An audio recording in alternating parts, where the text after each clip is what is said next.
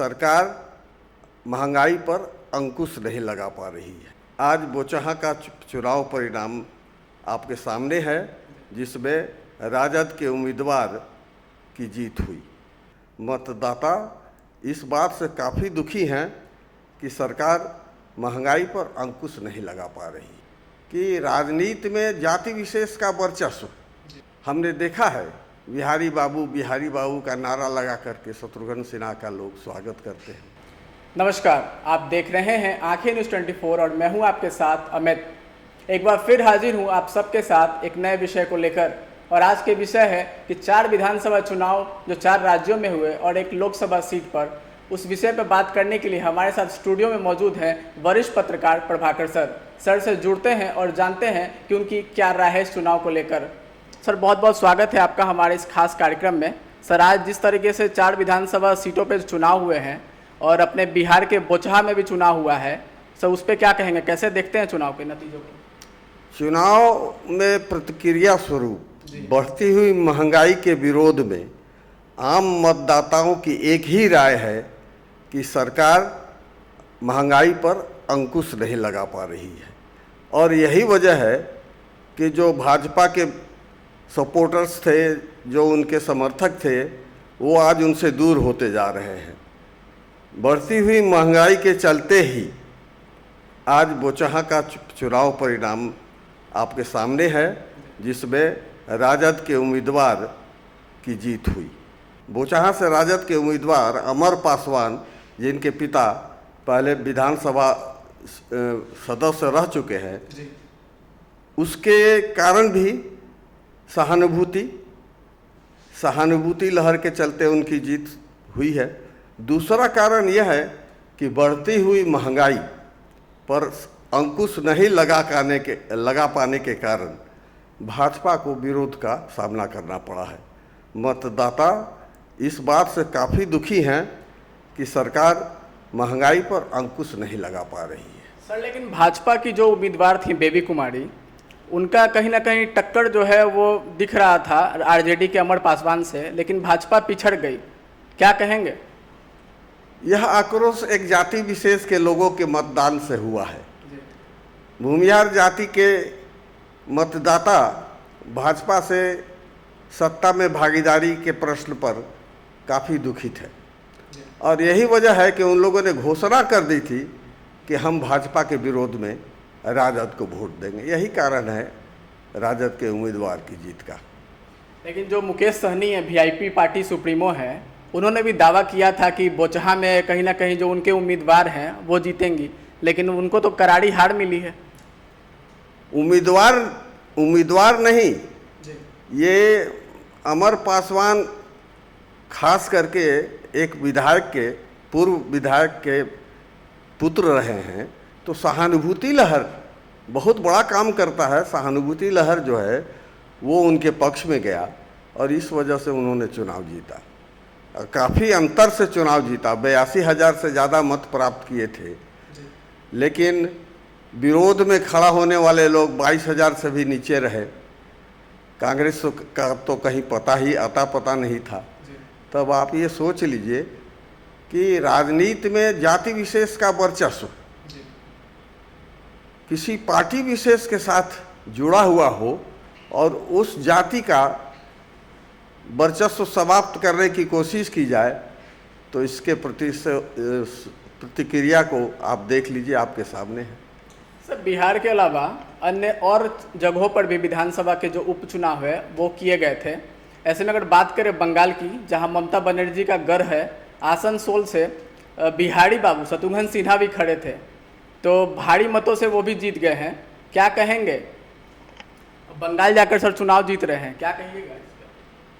शत्रुघ्न सिन्हा का अपना व्यक्तित्व है। बिहारी बाबू के नाम से मशहूर फिल्मी अभिनेता, सुपर स्टार, जिसने बिहार का नाम रोशन किया महाराष्ट्र में जाकर, इंडस्ट्री के लोग भी उनको बहुत प्यार करते हैं। हमने देखा है बिहारी बाबू का नारा लगा करके शत्रुघ्न सिन्हा का लोग स्वागत करते हैं। आज वही बिहारी बाबू बंगाल में जाकर अपने जीत का पताका फहरा दिया। ये मुख्य कारण है उनका व्यक्तित्व। दूसरा कारण है कि ममता बनर्जी के गढ़ में सेंध लगाना आसान नहीं है। वह ऐसी महिला है कि वो जो सोच लेती है वो करती है। आपने शत्रुघ्न सिन्हा को भाजपा ने तिरस्कृत करके पार्टी से निकाल दिया, तो पहले वो कांग्रेस का दामन थामे, वो हार गए। टीएमसी का दामन थामने के बाद उनकी जीत सुनिश्चित थी और वो जीत हुई। यह व्यक्तित्व दोनों के संयुक्त व्यक्तित्व का परिणाम है, ममता बनर्जी और शत्रुघ्न सिन्हा। सर साथ ही सर जो बाबुल सुप्रियो थे वो भी विधानसभा सीट पर जीत गए हैं, सो उसे कैसे देखते हैं उनके सीट को? बाबुल सुप्रियो काफ़ी अच्छे व्यक्ति हैं और संगीत में उनका वर्चस्व रहा है। पार्लियामेंट के जब वो सदस्य थे तो लोगों को अपने गीतों पर झुमा देते थे। भाजपा से नाखुश होकर उन्होंने फिर से टीएमसी का दामन थामा। पहले भी वो टीएमसी के ही सदस्य थे, लेकिन बाद में नाखुश होकर, भाजपा से नाखुश होकर टीएमसी की सदस्यता उन्होंने ली और ममता तो चाहती ही थी, उन्होंने उसकी जीत में काफ़ी अहम भूमिका निभाई। यही कारण है कि बाबुल सुप्रियो भी जीते। तो ममता को हराना कोई आसान खेल नहीं है। अभी भाजपा को वर्षों लगेंगे अपना वर्चस्व कायम करने में। बंगाल जो है बहुत पहले से ही वामपंथियों का गढ़ रहा है। उस वामपंथी क्षेत्र में ममता बनर्जी ने सेंध लगाकर अपनी पार्टी की जीत हासिल कर अपना वर्चस्व कायम किया।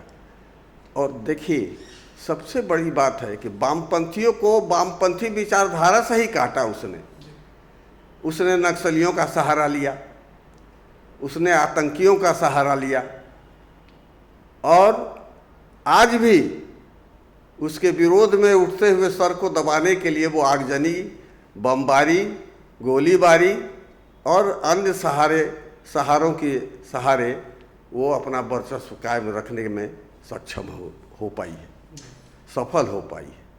सर कांग्रेस भी जो है छत्तीसगढ़ और महाराष्ट्र में जो विधानसभा सीट जीत गई है और बीजेपी एक भी सीट नहीं निकाल पाई, कैसे देखते हैं इन चीज़ों को? जहाँ कोई अच्छा उम्मीदवार नहीं हो, जैसे दो आँख के काने और एक आँख के काने में चुनना हो, तो हम एक आँख के काने को चुनेंगे। इसलिए छत्तीसगढ़ में कांग्रेस का वर्चस्व नहीं रहते हुए भी अच्छा उम्मीदवार नहीं रहने के कारण ही कांग्रेस की जीत हुई है। कांग्रेस के जो उम्मीदवार जीते हैं उनका उस इलाके में काफ़ी वर्चस्व रहा है, यही मुख्य कारण है। उपचुनाव से आने वाले चुनाव के बारे में विचार, आने वाले चुनाव के बारे में पहले से परिणाम घोषित करना ये आसान काम नहीं है। नाखुश हैं तो आपके खिलाफ मतदान किया, लेकिन केंद्र में देश का सवाल उठता है। केंद्र में सरकार बनाने के लिए एक ऐसी पार्टी चाहिए जो राष्ट्रीय हित के बारे में सोचती हो। महंगाई के बढ़ते हुए दौर में आज भी अगर पूछा जाए किसी से कि आप किसको वोट देंगे, तो वो भाजपा को ही देने की बात करेंगे, इसलिए कि भाजपा के हाथ में देश की सुरक्षा महफूज है।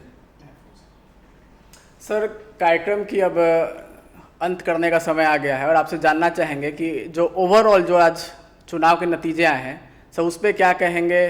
एक आपसे संक्षेप में सर टिप्पणी चाहते हैं इसके ऊपर। देखिए, कोई कितना भी अच्छा हो, कोई कितना भी बुरा हो, बुरे लोगों में भी अच्छाइयाँ होती हैं, अच्छे लोगों में भी बुराइयाँ होती हैं। मतदाता दोनों ढूंढती है। मतदाता जो है चुनाव में खड़े उम्मीदवारों के बारे में पूरी जानकारी हासिल करना चाहती है। चुनाव परिणामों के बाद भी विवेचना करती है, क्या बड़ी गलती हो गई भाई, हमने इसको जिता दिया, ही तो किसी काम का आदमी नहीं है। जैसे पटना के कुम्हरार क्षेत्र के विधायक हैं अरुण कुमार, उनसे काफ़ी लोग नाराज़ रहते हैं, लेकिन फिर भी उन्हीं को वोट देते हैं। वजह ये है कि कोई अच्छा उम्मीदवार, कोई सक्षम उम्मीदवार नहीं मिलता। उम्मीदवारी पर भी जीत का जो है असर होता है। तो देखा आपने जो आज के जो परिणाम आए हैं 4 विधानसभा और 1 लोकसभा सीट के ऊपर। हमने बात करी वरिष्ठ पत्रकार प्रभाकर सर से, उन्होंने खुल के तमाम मुद्दों पर अपनी प्रतिक्रिया दी। अगले हफ्ते मिलेंगे एक खास शख्सियत के साथ, एक खास विषय को लेकर। आज के लिए बस इतना ही, मुझे दीजिए इजाज़त, धन्यवाद। अगर आपने अभी तक हमारे चैनल को सब्सक्राइब नहीं किया है तो हमारे चैनल को जल्द से जल्द सब्सक्राइब करें, लाइक करें, शेयर करें और कमेंट करें। क्या आप पत्रकारिता के क्षेत्र में अपना कैरियर बनाना चाहते हैं? तो आज ही royal Ashoka institute of mass communication and journalism में अपनी जगह सुनिश्चित करें। आर्यभट्ट ज्ञान विश्वविद्यालय पटना से मान्यता प्राप्त 100% प्लेसमेंट के साथ royal Ashoka institute of mass communication and journalism नामांकन जारी है। हमारा पता है DS/16 गायत्री मंदिर के समीप, कंकड़बाग, पटना 8,20,000। आप हमें संपर्क भी कर सकते हैं। हमारा मोबाइल नंबर है 9955456126।